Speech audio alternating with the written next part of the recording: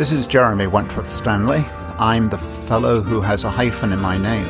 The hyphen is silent, but I am anything but that. This paragraph, this edition of Respectonomics, is exploring the connectivity between the human existence, human living, and human thriving. We live in a world of abbreviations, and you can see people saying, oh, let's call it ELT, exist, live, thrive. Not particularly big on acronyms. As a matter of fact, I think spelling things out in full is respectful. I want to bring us, though, first of all, to the issue of existence, because that is a word that has become rather pejorative. It's depressing in some cases. We think in terms of existence as just because we exist and that's all there is to it. And you hear people almost kowtowing to the idea that if we exist, that's as good as it gets. So I want to explore with you the whole concept of existence, how it dovetails with living, and how it then leads to thriving. What are the steps that we need to take? The first one I want to emphasize is the business of existence. Existence, or the word exist, is derived from the Latin ex stare, which means to stand out from. That's interesting because we think of existence almost as being introspective. We think it as being something that you look at yourself and you quietly disappear into the woodwork. In fact, it's the opposite. It's to do with the fact that we do stand out, that every human being is a standout. You remember those Christmas cards or birthday cards you get and you open them up and those characters pop up. We are a pop-up character, each and every one of us. Each one of us is unique. Each one of us, according to the FBI, the RCMP, and Scotland Yard, each one of us has a different thumbprint. So based on that, we have a right to look at our existence as something that is unique, something that is exclusive, and something that is, in the literal sense, mine. When we look at the word exist, and we recognize that we stand out, as it were, there's a case to be made for making that claim. You know, you hear of people sort of saying, I support such and such a team, I'm a fan of a particular business, I enjoy something in the community. How be that we look at ourselves and recognize that our own self, our own existence, is something to celebrate and to wonder at, to enjoy, and to build on. The concept might even be that you're standing on the slopes of Kilimanjaro. You might be in the basement. You might be in the subway. You could be in a cab. But think of all the places you might even be in a boardroom. And why wouldn't we look at ourselves in the mirror and simply say, very categorically, I exist. I am. Because from this basis of recognizing our existence, we can then make a fairly rational extension and say, well, if I'm going to exist, what do I need to exist? What are my raw ingredients? It's a bit like a cookbook. What do we need? Now, I just mentioned cookbook. I'm going to go down a rabbit trail with you for a minute. The cookbook, most cookbooks you get are very well defined. They talk about the ingredients, they talk about the times and the measurements and the specificities of what you have to do and when you pull it out of the oven and all this kind of stuff. Respectonomics is not a cookbook. And the reason is because each one of us will add our own flavor and our own ingredients, and we will test and try things new and differently. Probably one of the most exciting cookbooks you've ever used, yourself.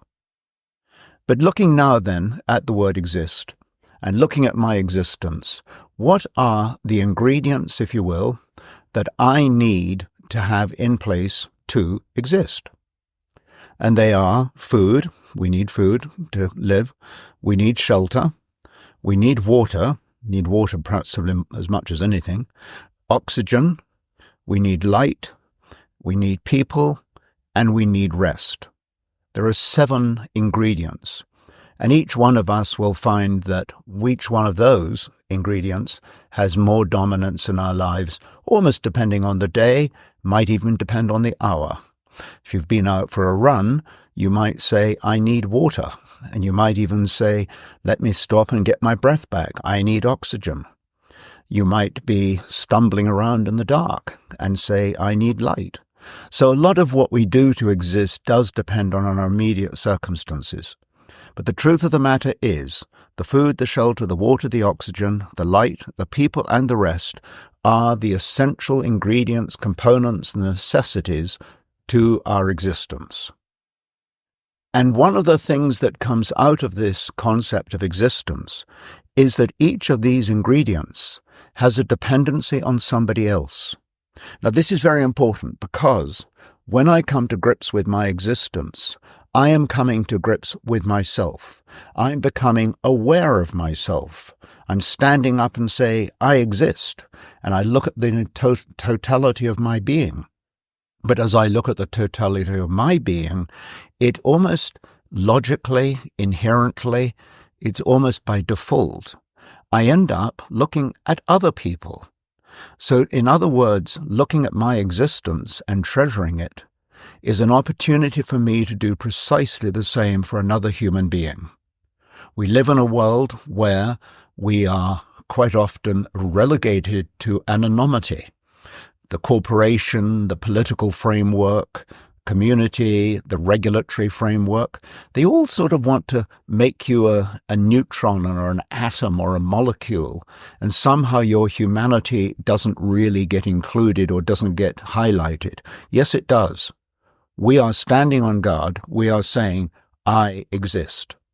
And that when I say I exist, each one of these issues that we've talked about, the food, the shelter and water and so on, excuse me, each one of those is one that depends on other people.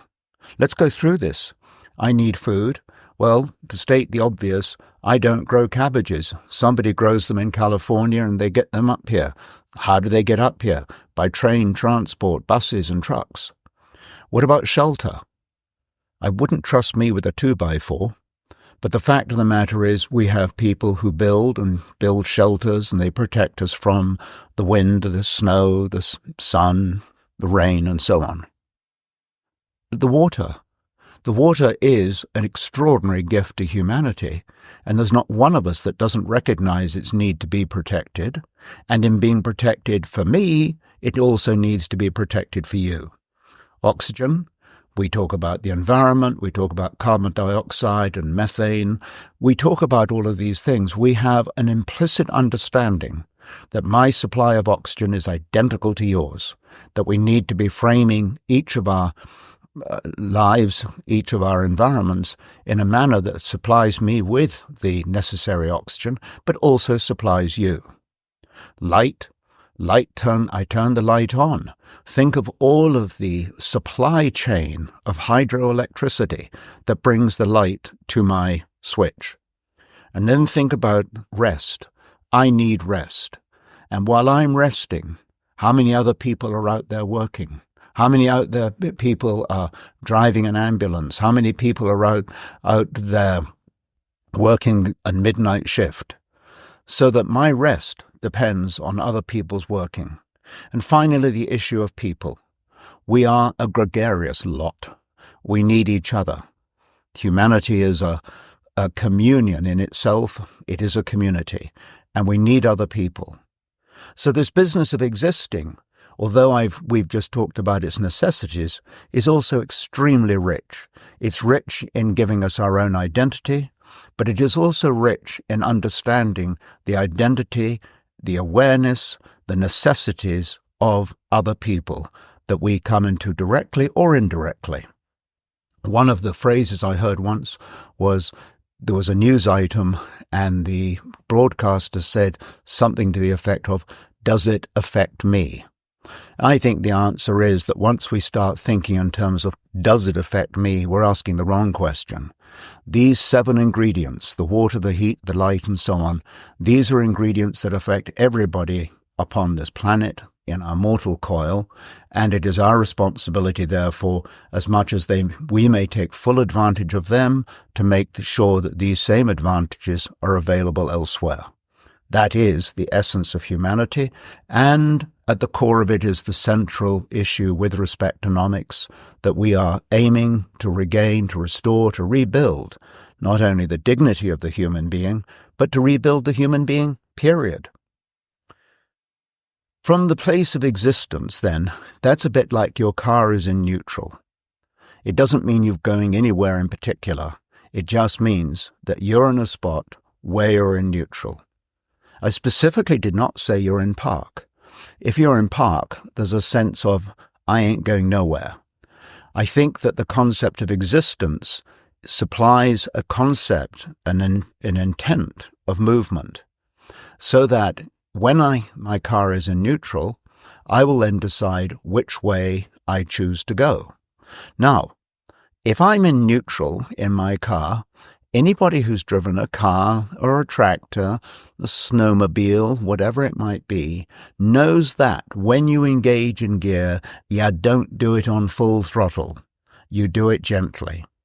So the concept of moving from existence to living is one that I think we should approach very gently. I think it should be very intentional. So, for example, I exist, I've made that claim, I then decide that I'm going to go to work, and when I go to work, I have a few decisions I can make about how I'm going to conduct myself in my work. The very nature of my existence suggests that I should be aware of the existence of other people. That might be on the road, but it might also be the people in the office itself, in the subway, wherever I might come into contact with other people. There's an intrinsic understanding now that I exist, I recognize the other human being. And that as we recognize that human being, then as we go into our places of work, when we go into our places of marriage, whatever the place is in that sense of community to which we're going, we do so with the intent of serving the other individual, of sharing with the other individual. Living is part of the mental exercise. It's very interesting that the concept of existence deals primarily with the body. Principles of living deal principally with the mind, that my mind is now tuned into how I dress, how I carry myself, how I answer my phone calls, how I initiate phone calls, how I conduct my life, my business, my friendships, my love, my compassions, and all of those things. They're very much rooted in an intent of mind. And when you look at your mind needs different issues or different components from the immediacy of existence. Now, the one thing that I'm very clear on, and I'm sure you are too, is that separating out body, mind, and spirit, or mind and soul, is a useful exercise, but you can't just put them into silos. One of the risks with existence is that you exist, or I exist, and the next thing you know, I'm wrapping myself into myself. Existence is not an excuse to become a silo. Existence is a reason to move out and to be serving, to be helping, to be integrating, to be aligning with other people. So when we come into this business of living, think of the mental exercises that we can be employing and put into our cookbook, onto our shopping list. They might include things like hope or humor. They might include silence. They might include fear. They could include family. There's a whole raft of influences in those parts of our lives that influence, monitor our behavior, our emotions, our reflexes. They're all there to work on us. And what we need to do is to recognize that the livingness of what we are doing is a sequel. It's a follow-through to existence. One of the risks we run, and I'm sure you've seen examples of this, is where people are living and very, very busy living, but they don't actually know about their existence. So what they're doing is they're living to exist. No, we exist to live. And then to live, we employ all of these attributes and all these circumstances, environments, and things that crisscross our paths 24/7. But we do think of things like, as I've said earlier, you can think of thoughts, you can think of time, you can think of trust, you can think of all kinds of things. It's a fun thing to do, to write down a list of all the things that influence you mentally and then dovetail with your intentions for the day. My intention for today is to be preparing and to be delivering this podcast. I think of my memories, I think of my experiences, I think of the good fortunes I've had educationally, I think of my career, and I particularly think of, and some of you are aware of this, my dignity trust. My dignity trust consists of 12 or 14 people with whom I connect and exchange ideas all the time. The polite thing is to say on a continuing basis. But I do share ideas with people, and we're not frightened to be able to say, don't think I agree with that one, or, hey, that's a good one. And now and again, somebody will scream, Eureka, we found out something really amazing. So everybody in terms of living does well not only to start at the existing gate, but then when they come into the living gate, then also to engage in your own dignity trust. It is one of the most powerful bulwarks, powerful allies you can have, just to exchange ideas and to see where they might lead. Some of them, as you would imagine, are total rabbit trails and go nowhere. But some of them can really bring out some fascinating insights and some fascinating changes in the way in which we accommodate one another. It's communication, isn't it? It's an ability to talk with one another. It's an ability to be able to say, I exist, you exist, let's take our commonalities and see how we can build on them. So we've talked about existing, we've talked about living. Now we're going to talk about thriving. Now, thriving is an interesting word because it takes you the concept of both existing and living, blends them together the same way you might do in a sort of cooking mechanism, but you bring them together and then you find out that you're thriving. But to thrive, there is one part to the puzzle that needs to be integrated, it needs to be centered on, it needs to be enjoyed. Celebrated is a word we use quite a lot, but it is a word that we need to bring to the table to get the thriving going. And that is one's soul. Now, you know and I know that if you went into the proverbial corporate boardroom or the cabinet room or some political corridor and you started talking about the soul, you would get a lot of raised eyebrows, closed eyes, and looks of dismissal. That is, in fact, absolutely wrong. The reason being that the individual soul is precisely that. It is the individual soul. It is private, it is personal, it's inclusive, it's exclusive. It's an amazing jewel that's under each one of our, I don't want to say control, but in each of our orbits. The soul is stunningly beautiful. And one of its great advantages is the soul is rather like one of those governors, one of those mechanisms that takes existence and it takes living. It takes all of the necessities of life and the joys of life and the awfulnesses of life and all the toils and troubles and so on. And the soul does a wonderful job of bringing them all together and leaving us with a spirit or a sense of hope and trust and confidence, which is very difficult to do mentally and very difficult to do in the straight bodily sense. So using the soul, I shouldn't say using, but employing the soul, allowing the soul to flourish is a brilliant part of our humanity. You do the existing, you do the living, but to thrive, you need to bring the soul into the mix. Now, to bring the soul into the mix, you go through exactly the same characteristics as you would for existence. You say, well, the soul needs to be fed, it needs to be watered, it needs to be oxygenated, it needs light, and it needs people, and it needs rest. And each one of us must determine which part of that applies in our own lives. The soul is so personal and so unique that you and I need to be able to look at our souls on a very personal, reflective manner to find out what does feed your soul, what shelters your soul.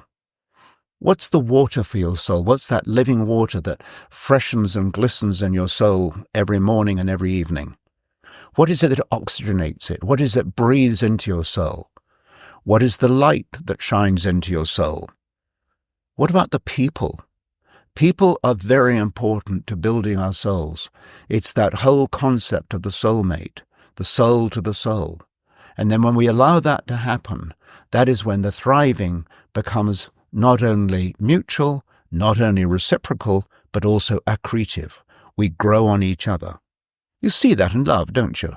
Where people grow on each other. It's a fairly straightforward calculation. The love is at the basis of it. The love is in the soul loves the soul loves the other soul, and build they do, and build they on. And we end up with some really wonderful results. And then, of course, there's the issue of rest. The soul needs to be rested. It's perfectly acceptable. That concept of, I'm going to lay me down and rest my body. I'm going to lay me down and rest my mind. I'm going to lay me down and rest my soul. We bring all these three things together. We will end up with a humanity that will have a far greater acknowledgement and a far greater understanding of everybody's different needs. This may sound at one level corporate. It might, not corporate, moral. It may sound moral, but it's very interesting that when we employ the fullness of what we've talked about, the existing and the living and the thriving, and we apply these techniques to the body, the mind, and the soul, we produce a full human being. A full human being with potential that is frankly beyond many of our immediate borders of understanding or expectation.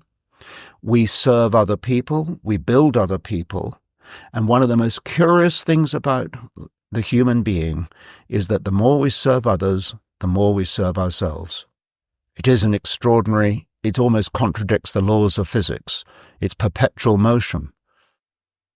The answer is that when we employ these three, the body, the mind, and the soul, and we allow these to integrate and to align with our existence and our livingness and our thrivingness, when we do that, we are the ones that become productive, we become sensitive, we become environmental, we become aware, we, I believe, find a higher claim on the calls of justice, the calls for decency, and the calls for a human being that trumps, there's a word, that trumps all other ways in which we live.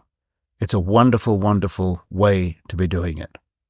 But I want to conclude, though, with one thing that amazes me. In the list of life, there's a word that slips in and you hear it and you use it and I use it, sometimes casually and sometimes with great emphasis. And that's the word miracle. Our lives are full of miracles. Our existence is a miracle. I'm sitting here. I work. My body's working. The blood circulates. The breath comes in. The breath goes out. The saliva keeps my mouth talking. My eyes can see my notes. All of these things that are happening are extraordinary. They are, in a sense, they are, not a sense, they are miracles. And this great miracle of the human being is again one, shall we say the word once more, to celebrate? The human being is a miracle, and miraculous things do happen to us. A lot of us will say a miracle happens for a particular reason, and you may be right. The truth of the matter is, though, the miracles do happen. The time when you went round a traffic circle the wrong way and nobody hit you. The time when your first grandson or grandchild was born. The miracle of birth. The miracle of medicine. The miracle of hope. The miracle of trust. The miracle of confidence. We're surrounded by miracles. And I believe that the miracle needs to be every part of our awareness, that when we look at other people, we can see them as miracles and wonder and even enjoy and reflect on what miracles they might produce in my life and in their own, in the community, and throughout the nation. You might even say, viva miracle, Let miracles live.